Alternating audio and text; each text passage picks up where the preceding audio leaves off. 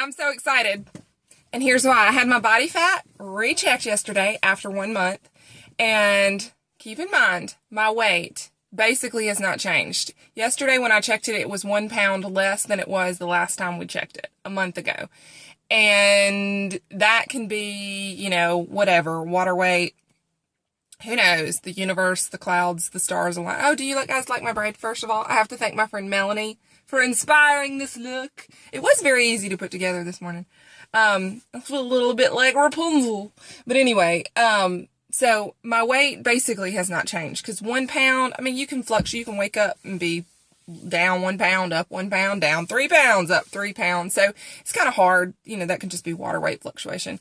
However, we checked my body fat and last month, and I don't mind telling you guys because I hope this provides emphasis for what I'm about to say. I weigh 157. Okay? 157. Now, a lot of people might hear that number and think it's a lot. A lot of people might hear that number and go, that's not a lot. Whatever. It's just a number. Okay? It's just a number. My body fat was 21.9% last month. Last night, or yesterday afternoon when we checked it, it was 19.75. Yeah! I'm so excited. Because that's what you want. That is what you want. So when you're lifting weights, and I'll explain how that can happen, how your weight can't necessarily fluctuate, but your body fat can. So if you're doing anything to build muscle, and ideally when you build muscle, you're creating more muscle fiber, and that in turn is hiking up your resting metabolic rate, how many calories you burn when your body is at rest, you're not in the gym working out.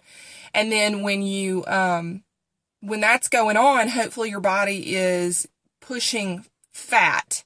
It's utilizing that as energy and it's burning it. It's getting rid of it.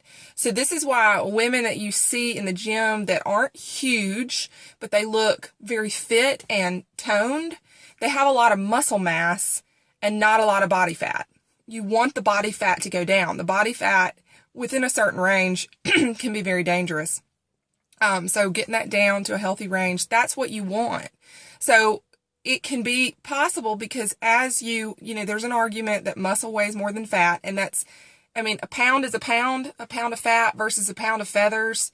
It's just that muscle is more dense. So if you had, it's going to seem heavier from a volume perspective. It's a very complicated argument. I don't want to get into it. But anyway, if you have a pound of muscle and a same pound of fat, this pound of fat is going to take up far more space and is going to be far less attractive than this 1 pound of muscle that's real tightly bound.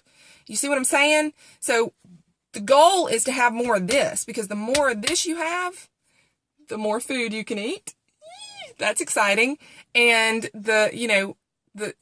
it looks better on the body. So this toned look you want to create, you have to build muscle.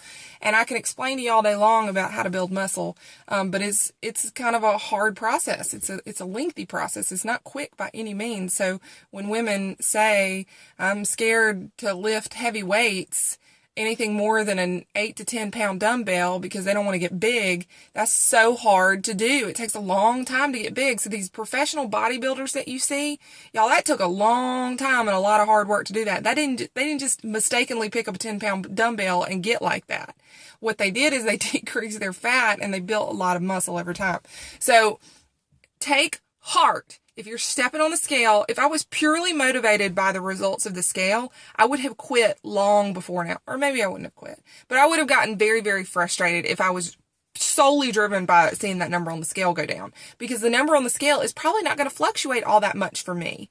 But my body fat, yes, I want that to go down, down, down. I want to get it to go down. And obviously within a reasonable amount. But if I'm planning on competing next year, I'm going to have to get it to probably a really low number that is not everybody around the world is walking around just looking like that all the time.